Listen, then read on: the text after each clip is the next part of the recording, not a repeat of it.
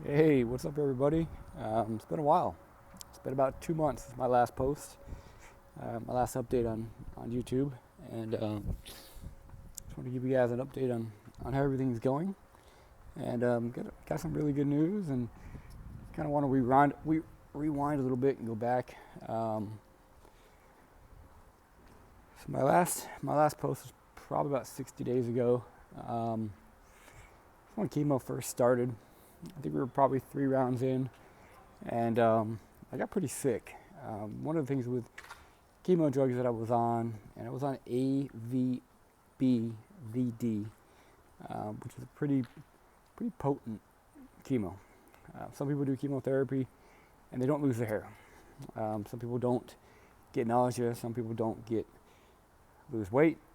Just depends on the dosage and the type of chemo that they do. For me, mine was pretty strong, and obviously I've lost my hair. And another thing about that type of chemo was that it made me lose a lot of weight. So right now, today's September, to the end of September, and I weigh about 135 pounds. So that really took a toll. So after the third round, which is pretty much when I stopped updating YouTube, got real sick. Had a lot of digestion problems, a lot of constipation problems. I'd get chemo every 15 days, and fatigue was bad. The nausea was real bad. Just got sick. So I'd get chemo on a Tuesday, and we'd get it in Houston, and then we'd drive back to Austin that night and get back in here and rest up on Tuesday and rest up on Wednesday.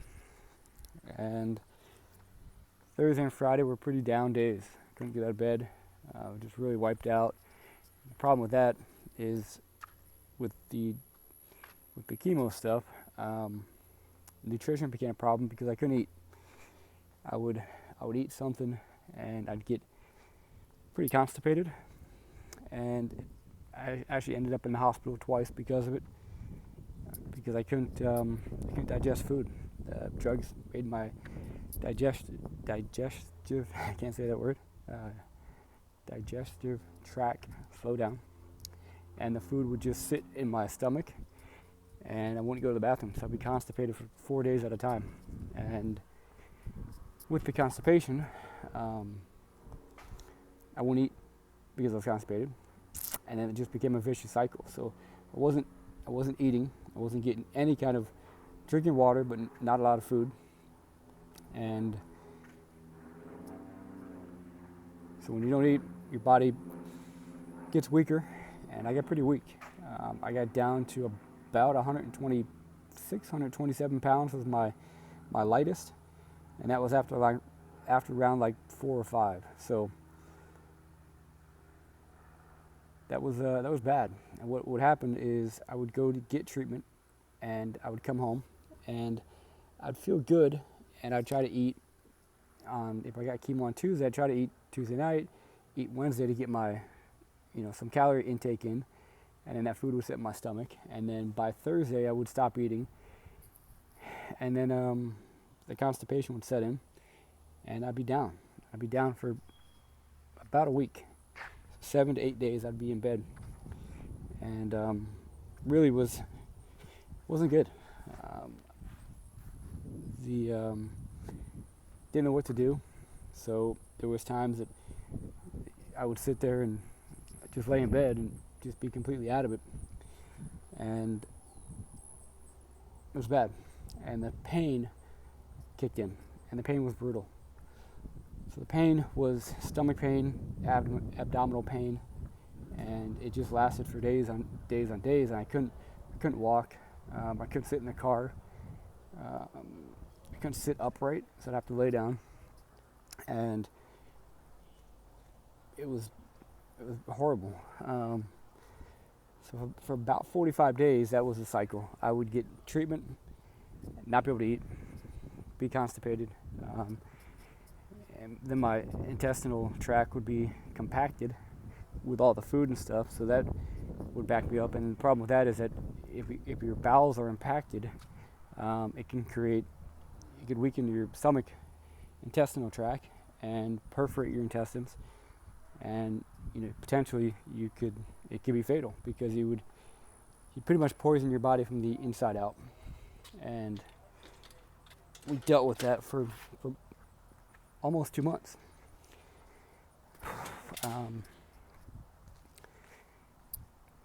That was probably the worst part of it. Still stage 4. Didn't have a really good outlook on what it was going to look like, and just kept going. Just kept trying to figure out how to get food into my body, how to hydrate properly. Again, I'm taking the Kangen water. A lot of things we were doing was a gallon of water a day, trying to do a gallon of water, trying to eat, stay plant-based. And it's hard because plant-based is good, but it's not, for me, it's not enjoyable. It's not, I don't look forward to having fruits and vegetables. Like I love burgers, I love tacos, I love everything that's good, tortillas, but it's not good for me. So we try to stay as plant-based as possible. With some of that chemo, once you get impacted, it's kind of like the food sits in your stomach, and it sits in the middle of your stomach by your belly button, and I could feel it sitting there. And then I would eat more because I knew I had to eat. I was getting so weak. I was probably eating 500 to 1,000 calories a day, and just getting so weak that I'd try to eat more and more and more, but I couldn't digest it. So I would feel it back up, and I could feel the food like go from my belly button up towards my upper intestines. And when that happened, that's when the nausea set in for me. The nausea didn't set in initially from the drugs or the chemo, like some people get really bad nausea. For me, the nausea set in when I was just full of food and it wasn't digesting. So I would eat, and then I would throw up, and it lasted for days. So not only I wasn't eating, but what I did eat would come right back up, and then I'd get dehydrated, and it's just a vicious cycle. Still drinking the Kangen water, taking the CBD. So I was taking CBD oils with THC in them, and then I'm taking Rick Simpson oil, which is a highly concentrated. We're in Texas, illegal in Texas. I don't care about that, but the Rick Simpson oil made a big impact in my life. So what that is pretty much they would take weed, marijuana, and the process, I don't know the exact process, but pretty much you take the weed, you wash it with some chemicals that are pretty harsh, and you clean it with the chemicals, and then you put it into pretty much a rice cooker, heat it up, and you burn off the chemicals, and what you're left with is pure black looking, tar looking THC. And I would take that at night. And what that would do is, a piece the size of a grain of rice, really, really small, would, in essence, it gets you high. It gets you really, really stoned. And I would take it like at probably 7 o'clock, and because you ingest it, it takes a while. It takes hours to kind of like kick in. So I would take it at 7 or 8 before I went to bed, and then by 10 or 11, when I'm asleep, it would kick in, and it would help me reduce the pain. And when I woke up in the morning, I was hungry. So it really helped my appetite in getting my appetite back to where I was trying to eat, which was really, really good. It helped, substantially. Just really took the pain away. What I didn't like is I just didn't like being high. I would try to take it during the day when I was really in a lot of pain.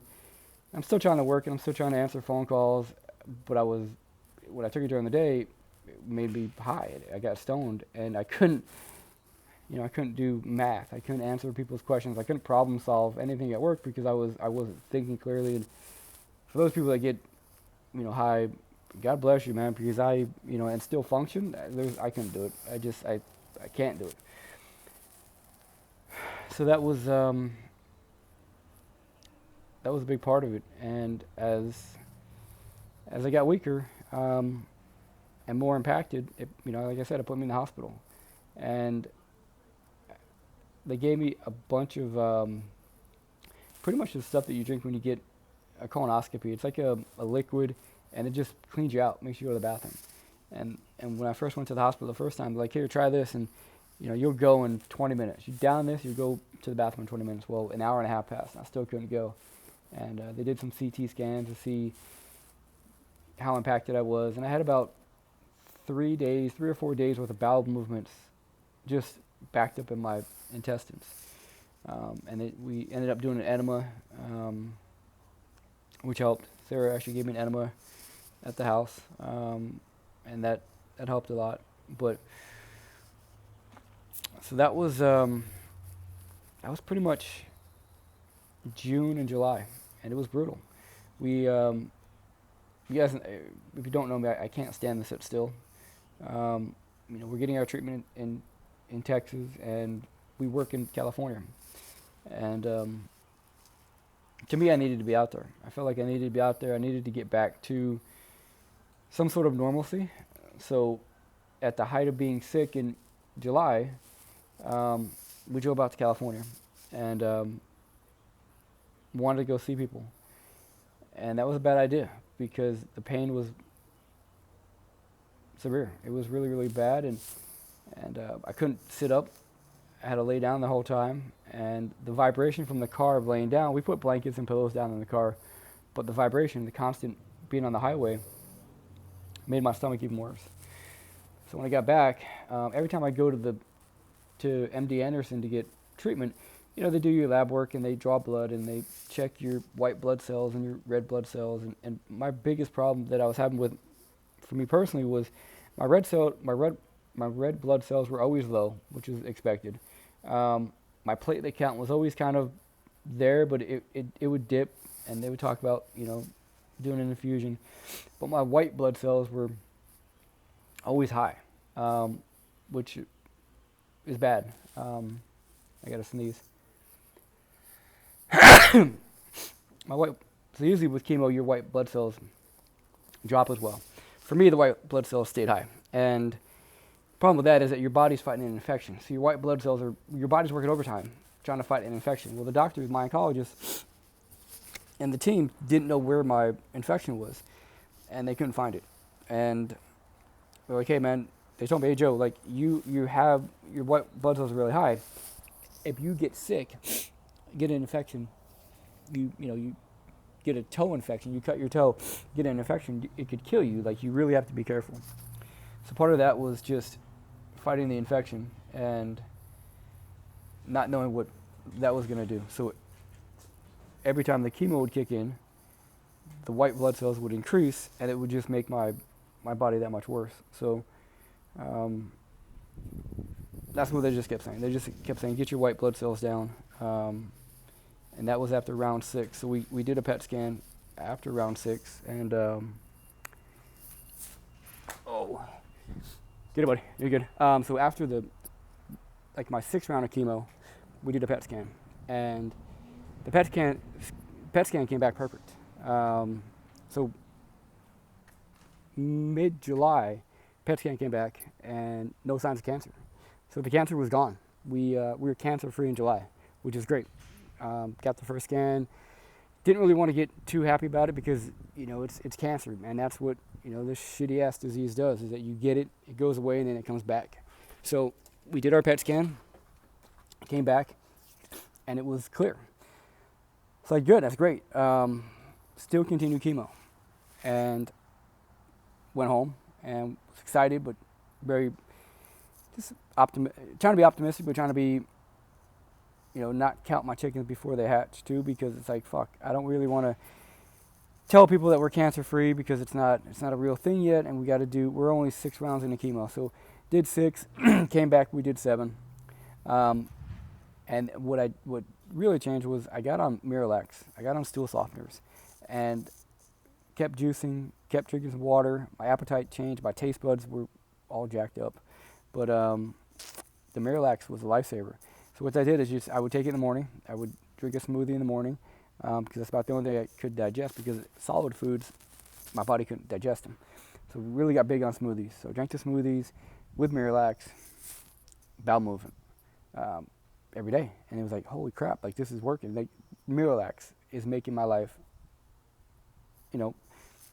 every chemo treatment is $100,000. Well, Miralax, a little bottle of Miralax is $8. Fucking Miralax saved my, you know, reduced all the pain. So, did round 7, having bowel movements, eating some nutritious food, getting the nutrients in my body that I needed, and then I started getting stronger, and I started feeling better because, for the past, the 2 months, it absolutely just, I can't tell you how weak I got, and I just lost a lot of weight. I got down to 127 pounds, and my muscle went away. I'm skinny and just no muscle mass at all. So after round 7, we went back and we did round 8, and got the Miralax eaten. Nutrition-wise, everything was good. Did round 8, did another PET scan, and again, PET scan came back, no signs of cancer. And we learned a new term called full metabolic remission. It means I'm in remission after 2.5 months. So after about 2.5 months of getting chemotherapy, Western medicine, combined with the water and nutrition and good food and staying away from sugar, I did slip up, man. I had some tortillas. I had a little bit of chicken. I started eating some eggs as I started to feel better. So I did go a little bit more animal-based products, but full remission after 8 rounds, and started really looking at what this chemo shit is doing to my body, and I started realizing that the chemo is so toxic, and so it's poison. It's it's mustard gas poison that they're injecting into your into my chest right here, and my port in my chest right here, and I can't tell you how disgustingly that feels to get the infusions. So after the 8th round and doing a lot of research on what this chemo shit is, we went back last Friday to do round 9, and white blood cells are still high. Reds were low. My platelet count dropped really bad after my 6th round, and they were going to do an infusion. My iron was low. I'm actually anemic now, but the whites were still bad. So went back for round 9 and did my, get there early in the morning on Friday. We had to push back chemo from Tuesday one time to Friday because my body just couldn't handle it. I was too weak. My platelet count was too low. My whites were too high. My reds were too low.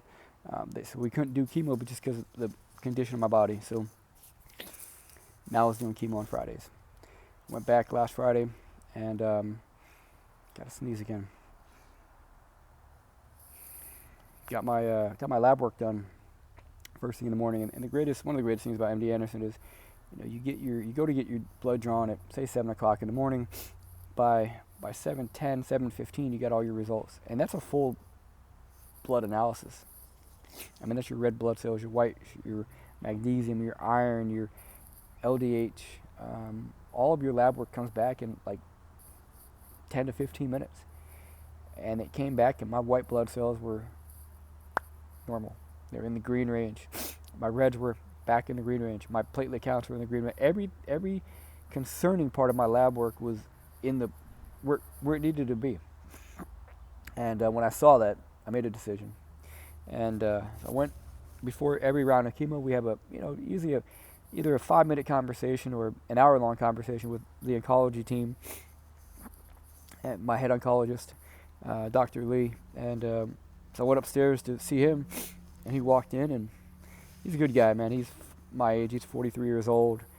He's fit. He's into some Western medicine stuff. I mean, Western medicine stuff, obviously, but he's also into some holistic stuff. So, plant-based is, he's with it. He's most doctors kind of don't. They say, oh, it doesn't matter what you eat or drink. It is what it is, and you're just gonna have to deal with cancer. Well, fuck you, man. That's not true, dude. That's not fucking true. And this guy was good with it. So we had a conversation, and he's like, hey, man, your lab work is great. What, keep it up, dude. And you're full remission. Everything's good. What do I need to work on?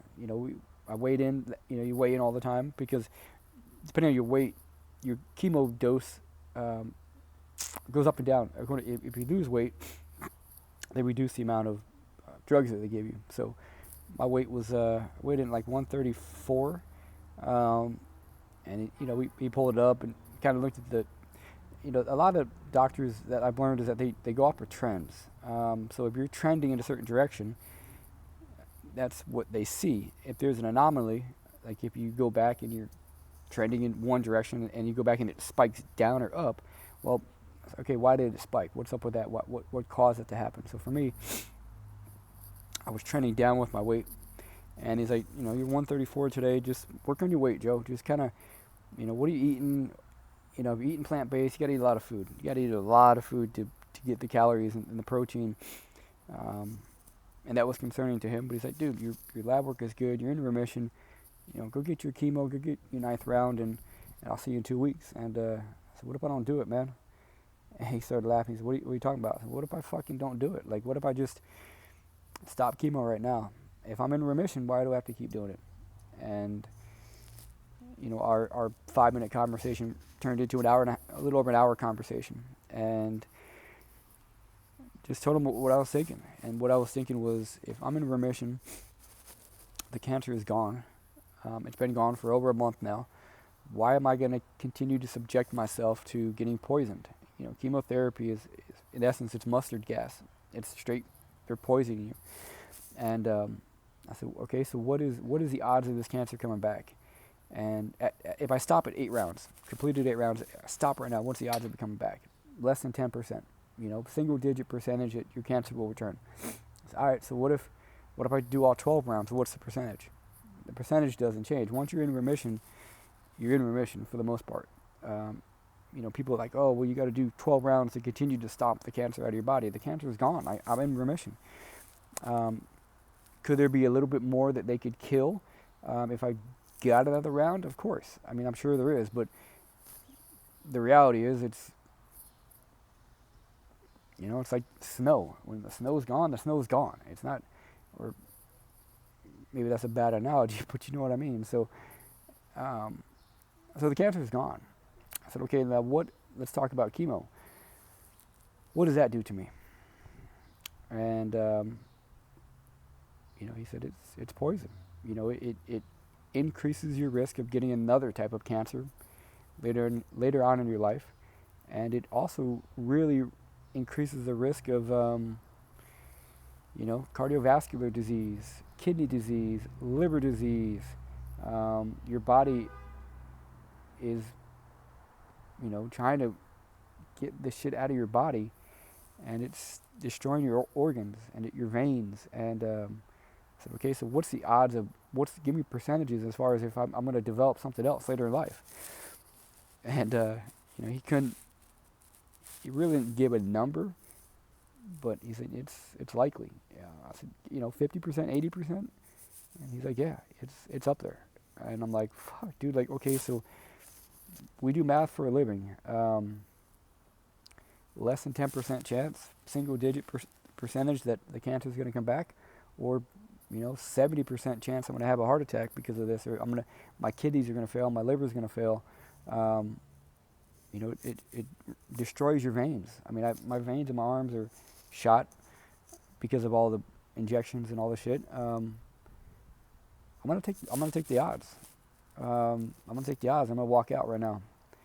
And he said, "Are you sure?" I said, "No, I'm not sure, but I can tell you that that's it. Those are the odds, and we're gonna take the odds." And I said, "Okay, so what if I walk out today on Friday? Friday the 14th of September, I think it was. If I walk out right now and I change my mind, can I come back?" He goes, "Of course. Like, you want to come back in a day? Come back in a day. Pick it up again. Do another round of chemo."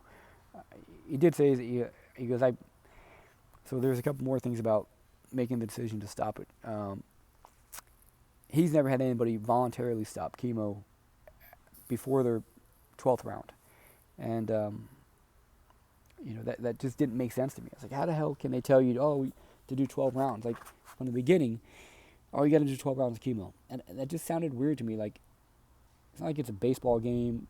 9 innings or 4 quarters in a football game, or, it's like, where do you get 12 from? Everybody's different. That's what I heard the whole time. Everybody's different. Your body's going to handle differently. So if you do really good, why do you got to go 12? If you do really bad, I get if you're doing bad, and you have to keep going. But if you're not doing bad, why do you got to continue to do the chemo? Well, that's what the data shows.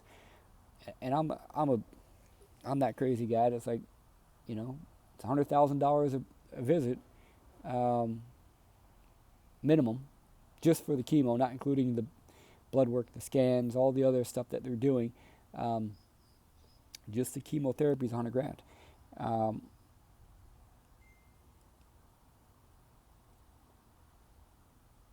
it's hard, man. It's hard to rationalize when there's a lot of money involved and a lot of sick people.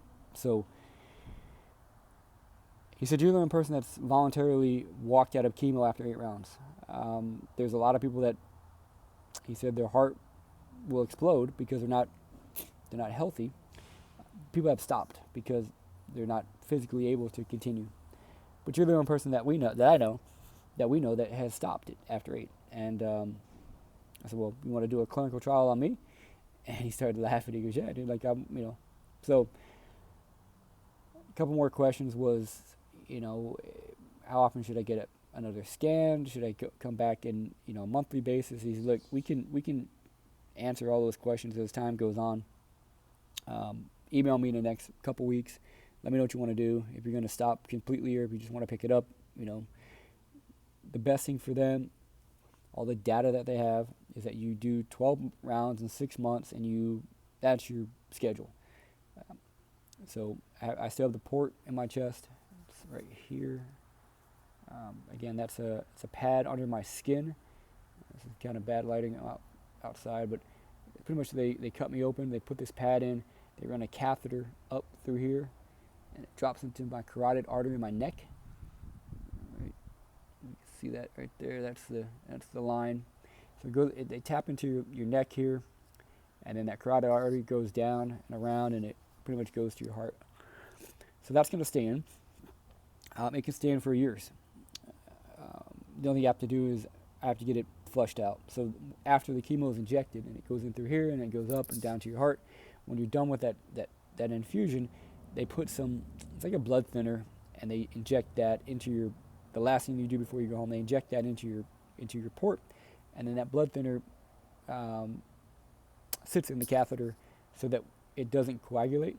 And when you go back, they just stab it and they pull blood out, and now it's a port. It's an access port. So that needs to be flushed out. He said every month. I've talked to some other people that had them, and they got them flushed out every 2 months, every 3 months. So that's something we need to address. But right now, we're cancer free, and it's I want to celebrate. I am happy. I am relieved. I'm definitely seeing the light. Speaking of seeing the light, this is I think my hair is starting to come back a little bit. So that's where we are. I'm happy. I'm really I'm happy. This is again, I didn't want to post too much about this because I don't want to count my chickens, and I don't want to jinx it, and I don't want to sound naive, because when we first started, my first post was like after getting round 1. I ran a marathon, walked a marathon after round 1. I'm like, yeah, chemo ain't gonna be shit. Well, it's been a rough road. I've lost 60 pounds in 3 months. Physically, my appearance has changed. Mentally and emotionally, it's wrecked me. I cannot emphasize how grateful I am for Sarah. Obviously for Dustin and Sean and Riley and my mom and my sister and Kat. They've been there. They've supported me. All of you guys. I mean, the outpouring of love and support has been just amazing. It's been the gifts, the phone calls, the text messages. All of the outpouring has been, it's humbling, and I can't put into words how much it's changed me. And the funny thing is, people said you got to fight, right? And I don't know what the fuck that meant, dude. I had no idea. You got to fight. I get, you're going into. I've never been in battle. I've never been to war. I wasn't in the military. I fought a lot. That was because I was thinking I was a badass. That was a street, fighting other kids. But when people said you got to fight, I know what the fuck that meant, and I know what that means now. And what that means to me is, Like I've fought for the past 5 months. Um, my cancer battle is nothing compared to what I've seen people go through and I watch people go through, and I feel I hear stories about, I don't know what the word is, and I'll think of it later. Chemo brain is a real thing. These drugs kind of kill your cells, and there's times when I forget simple things. I'll forget things that I shouldn't forget. But either way, so there's a term like people that it's not victim mentality, but it's if you're in a car and you're driving, you and another person, you get in an accident, it's not your fault, and you live and the other person dies. I've heard about people getting this mentality of like, why me? Why did I survive and they die? Like I'm not worthy enough. They had it should have been me. It should have been me. Well, I'm watching a lot of people that I got to know, and some people that I really, really care about go through this cancer battle, and they're going through a battle that's 10 times worse than mine. And some of them, the outlook is tougher than mine. And I'm like, all the love and support that you guys have given me is, like, sometimes I feel like I'm not worth it. I'm not worthy of all the love and support because I'm not nothing special, but you guys have fucking just opened up so much for me, and I would never be able to thank everybody enough, and especially Miss Sarah. I mean, gosh damn, dude, she's put up with my ass so much, and she's, it's her and I. Riley's beautiful. She's our princess, but man, she's 3.5, and she's nonstop. And not only does she have to deal with a 3.5-year-old, 4-year-old, she's got to deal with me. And baby, I love you so much, and I can't.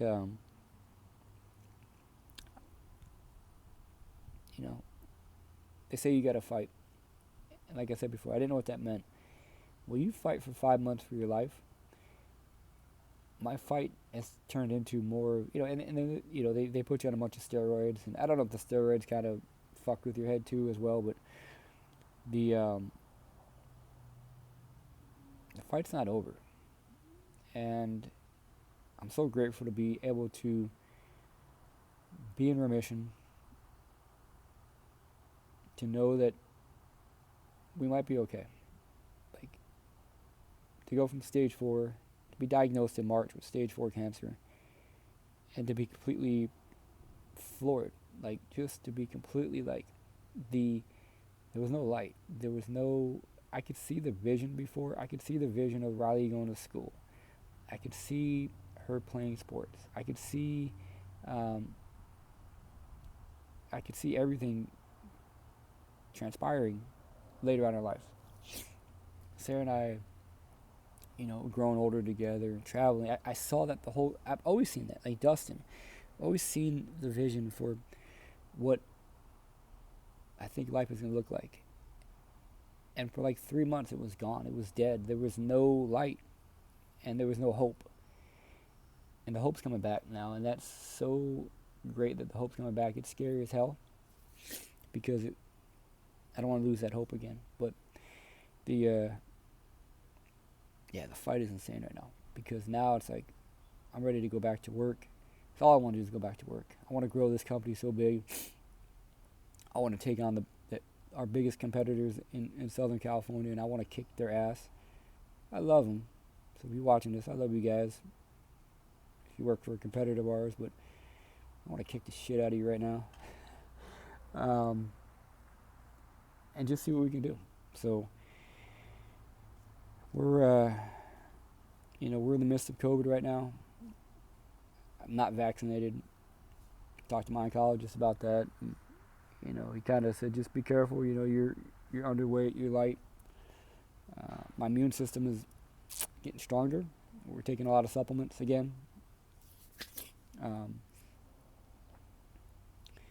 yeah, the fight's on, and life is on. So there's a pretty good quote that says, it's, I'm gonna screw it up because my mind. I have the damn shirt. I read it every other day, but we all get 2 lives, and the second one starts the moment you realize you only have one. And it's game on. So I'm humbled, and I really want to thank everyone for everything. Um, really means a lot. So we're cancer free, and it feels good to say it. And if it does come back, we pick up chemo and we do it again. But God willing, it won't come back. And the transformation that you saw from me going from 190 pounds, 185 pounds down to 127 pounds in a short period of time. Well, the transformation you're going to see from this guy going from 133 back to 150, I'm going to try to stay about 150. That transformation is going to be beautiful. And I just want everybody to go along with me on that ride. And hope everybody's doing well. Wish you guys nothing but the best. And let's get after it. I love you guys.